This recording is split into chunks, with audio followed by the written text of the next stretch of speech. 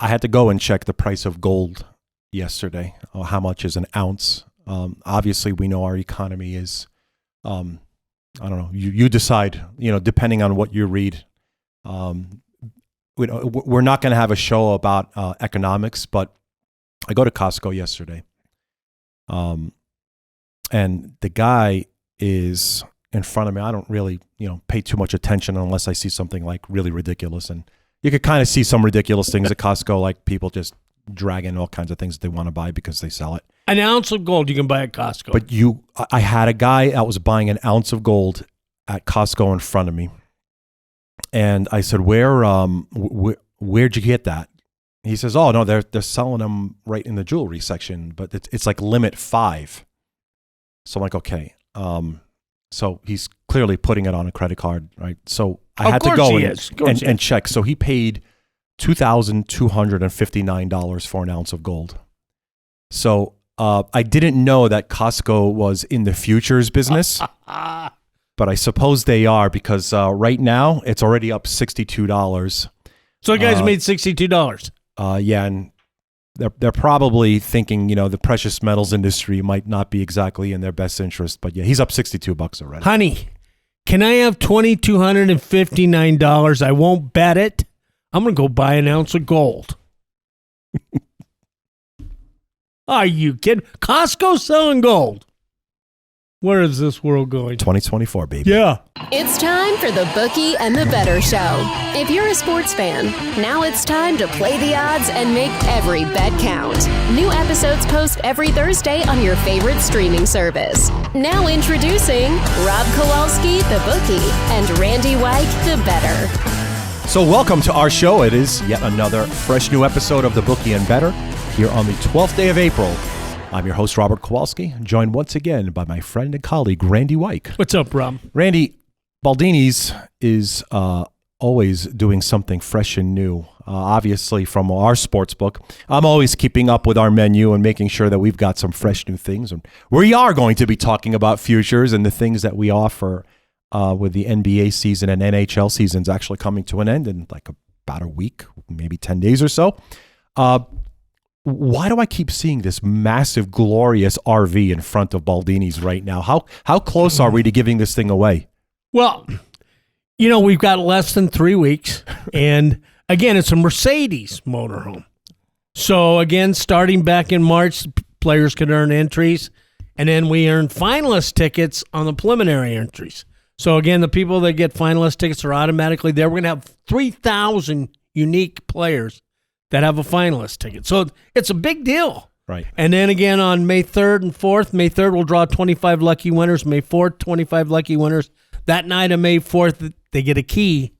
If the door opens, they're the winner. There's so many places that you can go to, so many shops that you could go to, here or wherever you are, listening or watching in, with casinos doing giveaways. But I got to tell, Randy, if I'm in here and I get this key and this turns the door, I'm keeping that motorhome. I am keeping it. I don't know how many people would say, I don't want it. Well, why'd you enter in the first place? I mean, I get it, for a chance at maybe possibly getting, some kind of cash equivalent, which won't be close to the actual number. I want that RV if I'm actually entering it. Well, depending on where you look, the MSPS, $164,000.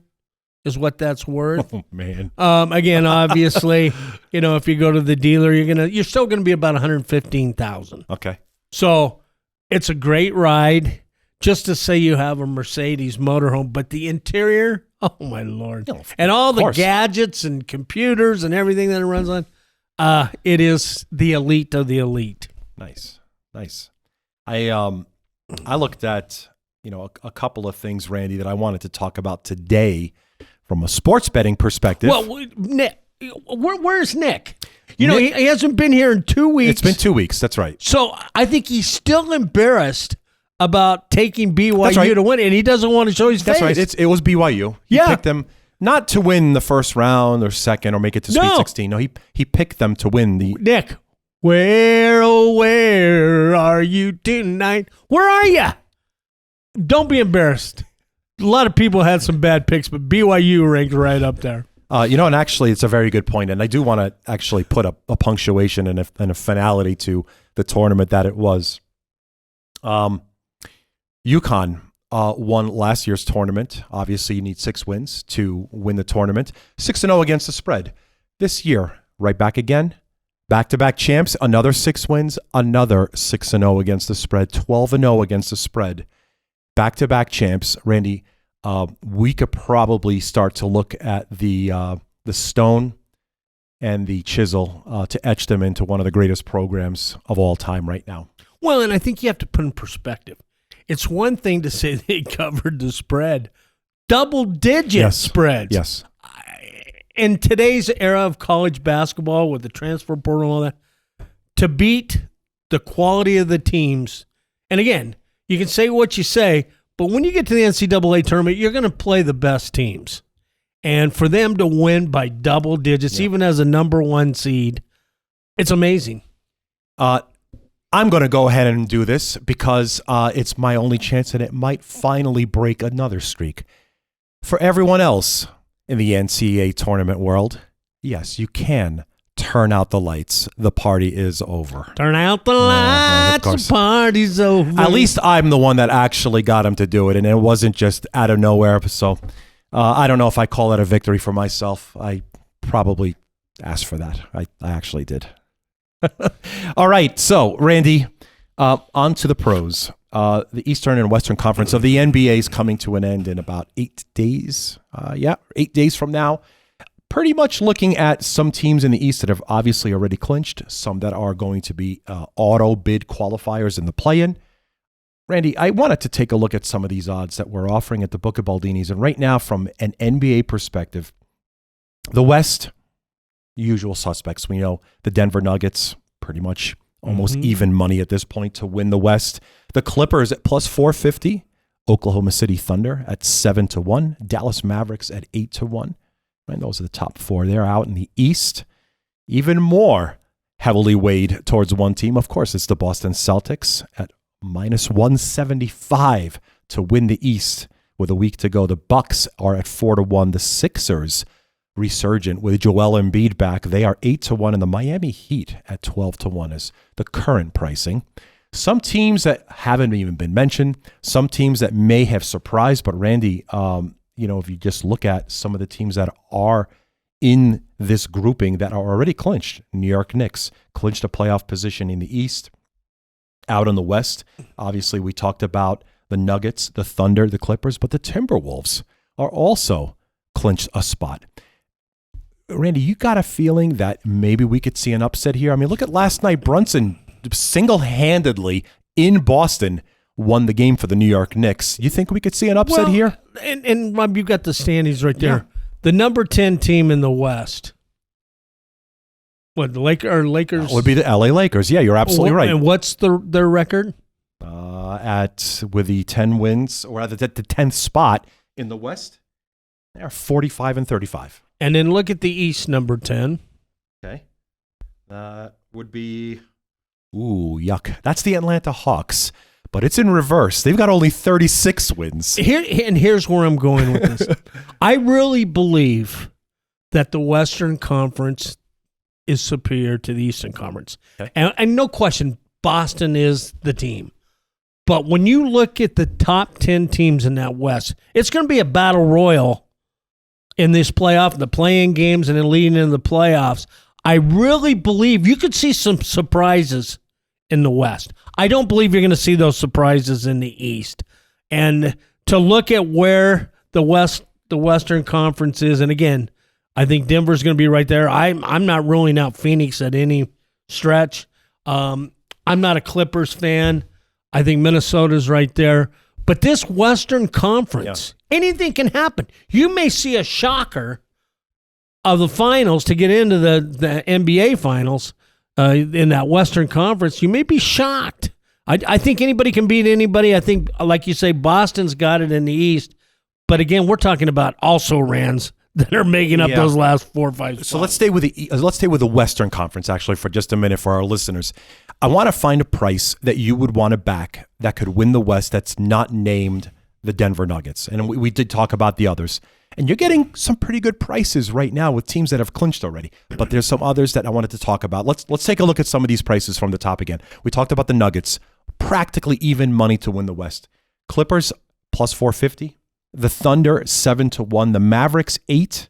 The Timberwolves 9. The Suns, you mentioned the Phoenix Suns, as loaded as any NBA Jam-esque team that you could imagine as well. 11-1. The Warriors 25-1. So you could see a pretty steep drop right off the bat right there. The Lakers are right behind them at 25. Actually, quite the same. And then it's a really precipitous drop right off the table. The Pelicans at 50, and then the Kings at 80-1. Look, anything, like you said, anything could happen. The West can probably be won by anybody because it's that well balanced. There's that Denver Nuggets team. Randy, if I say it's the Nuggets versus the field, which way do you go? I would probably still go the field. Okay. And again, to repeat is tough. Mm-hmm. But again, to the Lakers' point, again, in a series of a 7-game series, I don't know that they can formally stand up. If they were playing a 1 or 2 game series, I think the Lakers can beat anybody in the West. And again, it depends on Anthony Davis and LeBron's health. But when you look at, and I really believe this, if you look at the Denver Nuggets as good as they are, I still like Booker and Durant. You know they're going to come on during the playoffs. I really believe that. And Anthony Towns is a great player. Yes, and I think he's playing tonight. So it was close to a month that he's missed, but I think he's playing tonight. So in a 7-game series, I really don't like the Nuggets to win the West, and I can't tell you the Clippers are not going to be there, but I do believe that again anybody that has Harden, I don't think they're going to win, but well, that's another point. But I really believe that that both Phoenix and Minnesota are right there. Minnesota. Okay, so let's do this. I'm going to parse it out a different way. Here's the Nuggets, right? We're going to find someone that will beat them. So let me just go ahead and do some matchups here, theoretically off of my Baldini's odds to win the West. Let's go and do Clippers and Timberwolves in a 5-game series. Ooh. I would still have to take Minnesota. Okay. That is impressive because they would be the dog there. Yeah. Thunder and the Dallas Mavericks. This would probably be a pick'em. You know what? I watched the Thunder last week, 2 games. Mm-hmm. I love this team. The team's incredible. They could score with anybody. And you talk about athletic, and they hustle. Yeah. There is no walking back after a missed shot. I love their hustle. I like them as a surprise, maybe. All right. So Thunder Thunder versus the Timberwolves.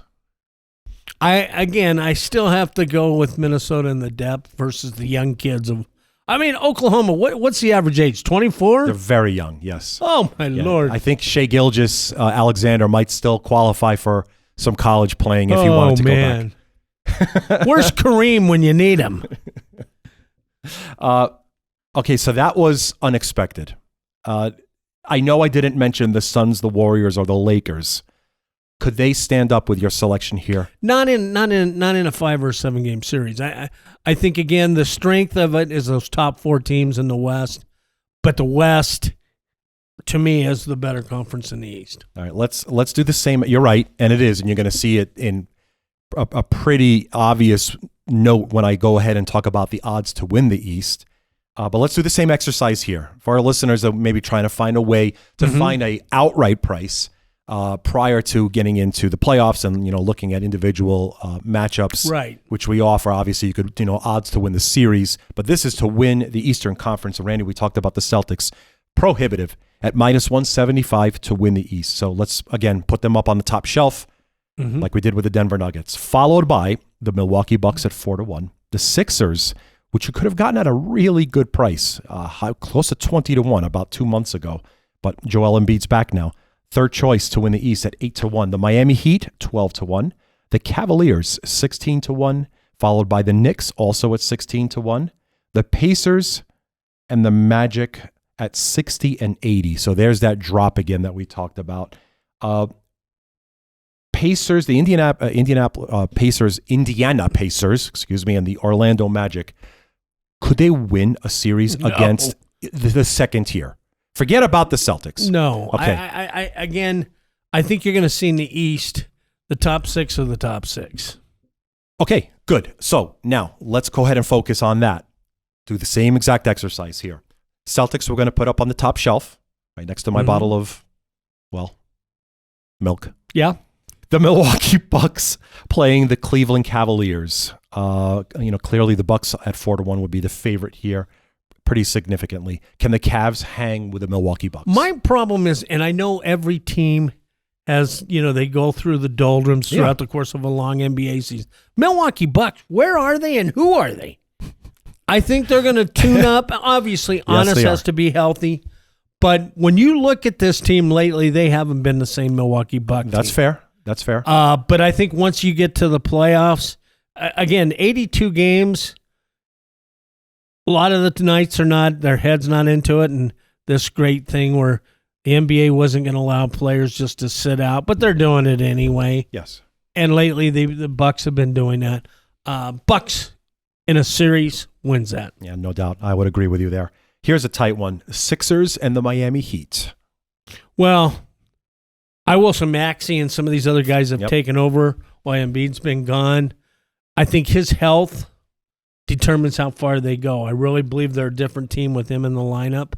So if he's healthy, it'll be a tight series, believe it or not. But I think that they get the nod here. Okay. So Sixers and the Bucks. I would say we'd have Milwaukee as a favorite in this series. And I would have to go with Milwaukee. At the beginning of the year, I had Milwaukee and Boston going for the East. I'm staying with that. Okay. Now, because they were the team that I actually rooted for prior to my career as a bookmaker, the New York Knicks in a series against the Cleveland Cavaliers. Turn out the lights, the party's over. But for who, Randy? Well, again, I love the Knicks. I love Brunson. I like the nucleus of where they're at. The team's good. Yeah. All right? The team's really good. That's a shocker to all you basketball fans. They can score with anybody. Put the Knicks as a winner. They do. They can score some points.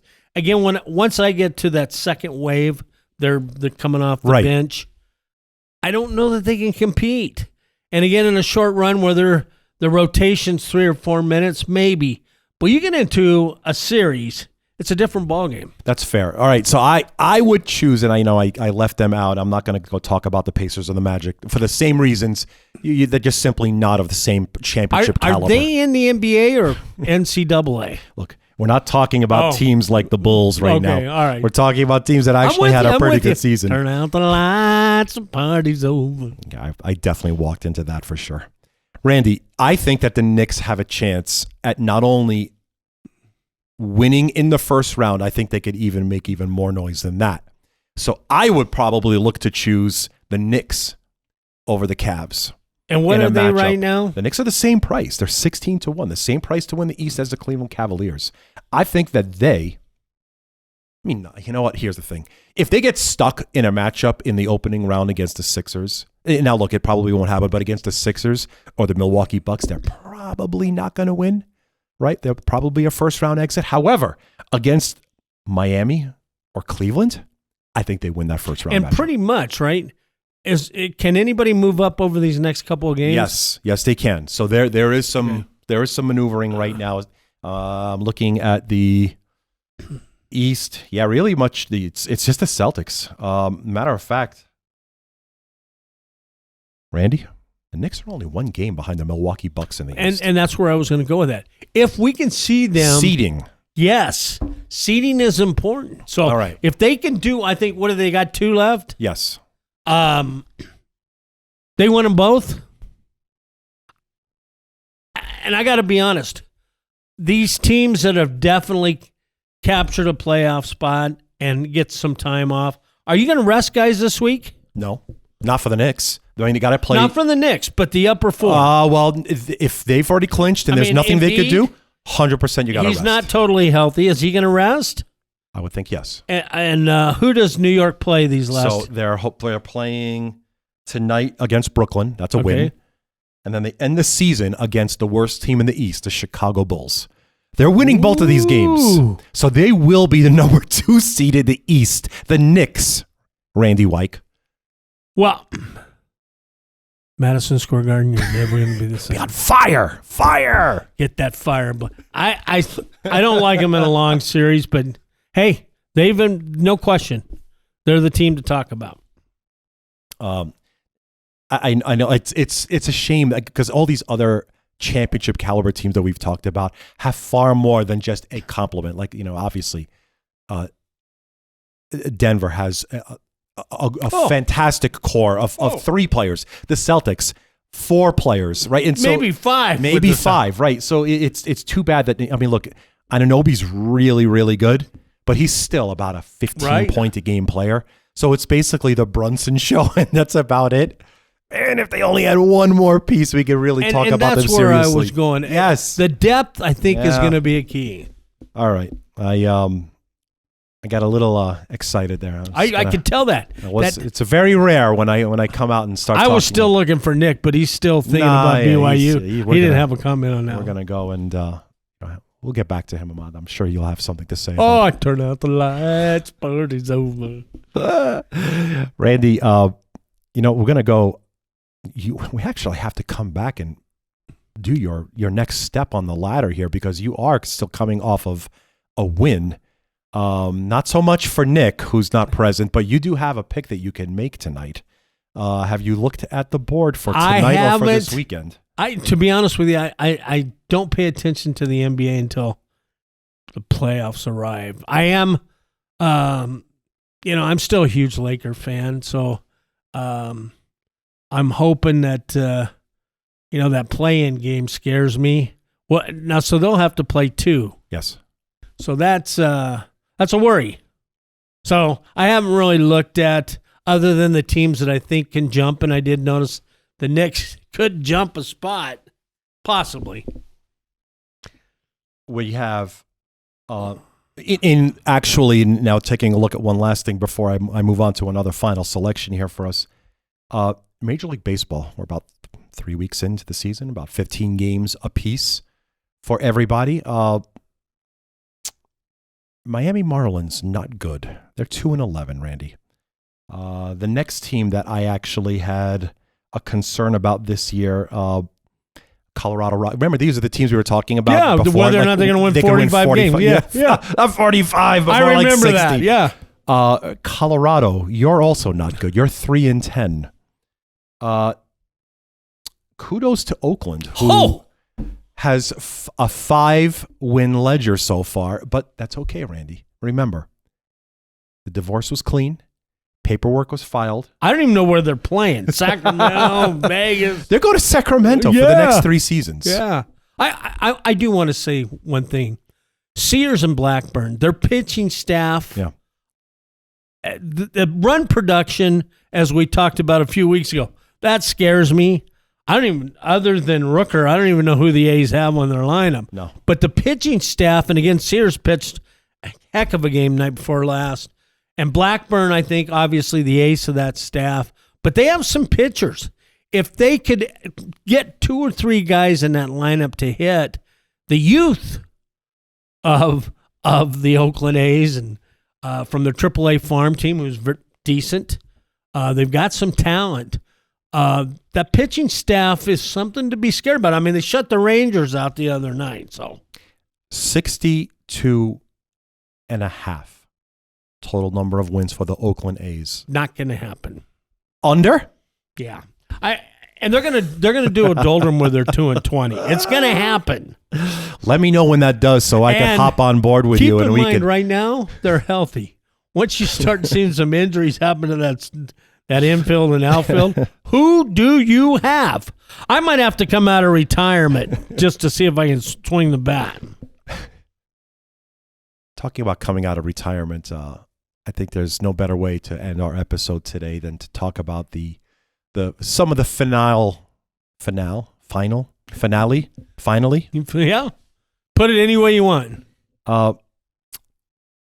It says between December 2021 and January 2024, Ippei Mizuhara, who we mentioned about a month ago, he's the interpreter for Shohei Ohtani, allegedly placed about 19,000 wagers.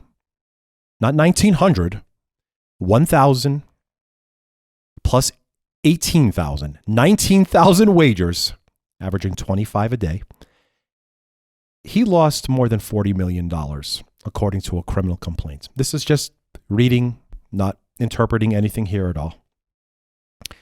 But I want to talk a little bit about interpreting, and I'm going to let you from your side of our table. Well, one question I have. Just please. To $40 million he lost. Now, how much money is he making, or who is he taking it from?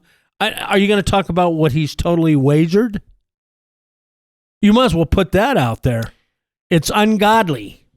He has losing bets of nearly $183 million.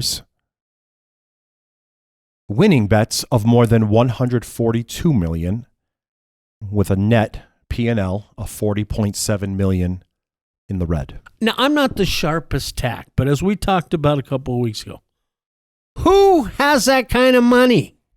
Does he have that kind of money? Ipe?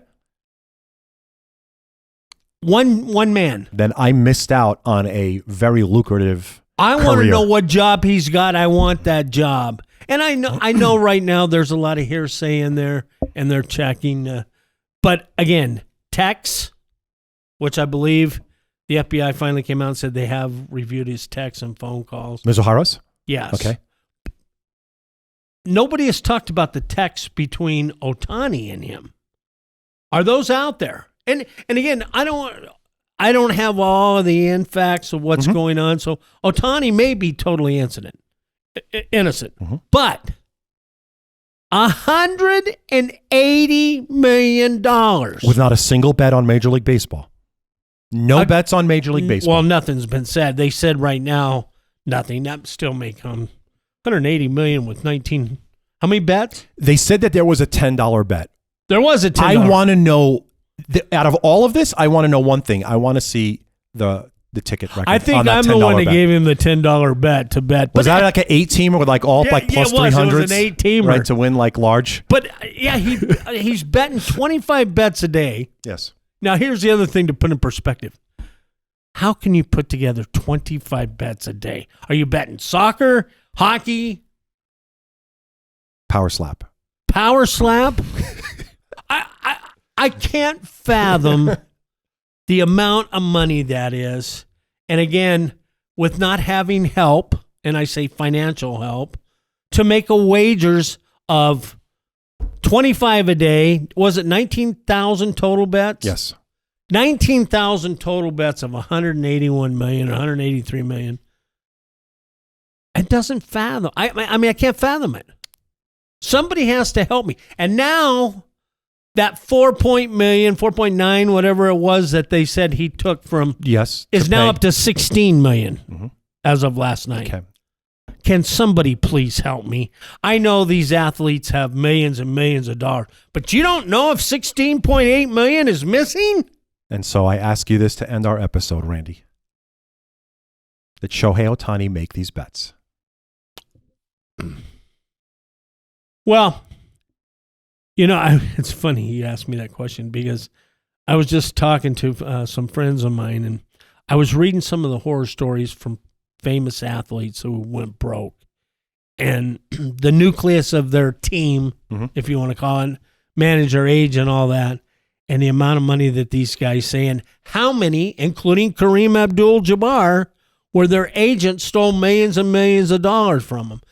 So I don't have millions and millions of dollars. I don't know if I can misplace 16 million, but I can't fathom it. I really can't.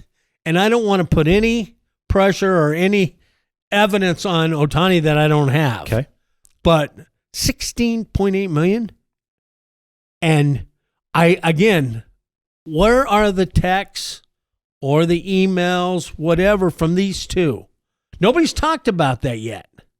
They've now come back and said, yeah, this money was stolen. I still don't understand a transfer. don't you have to sign off on a money transfer? Yes, you do. So, again, I'm assuming they've verified those signatures to see Ohtani's versus the transfer. Mm-hmm. Yes. And those have been verified that wasn't his signature. Is that correct? Unknown. Unknown.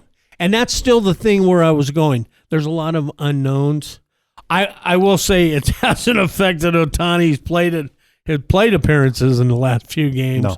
But this is a sad, sad thing. And again, I talk about a lot of these athletes, more so athletes than singers and that get themselves with bad people. The bad element is part of their team. And that portion of the team hurts their image as they get later in their career. And this could be another perfect example of it. I'm pretty sure Major League Baseball will not want to talk about this and just be happy with it just going away. The commissioner can't even drink coffee because he's like Randy. He throws up and it's all over his shirt and jacket. If you liked what you heard today or watched today, don't forget to like and subscribe. Thank you so much for joining us as we visited a little bit of a futures market kind of a day. Oh, I do want to bring up one other thing, Rob. Houston Astros and Texas Rangers. What is wrong with you guys? Score some runs. Not like he's betting on baseball. No, not at all. I'm your host, Robert Kowalski, joined once again for Randy Wyke. Thank you so much. Thank you. See you all next week. Thank you for listening to the Bookie and the Better Show. New episodes post every Thursday on your favorite streaming service.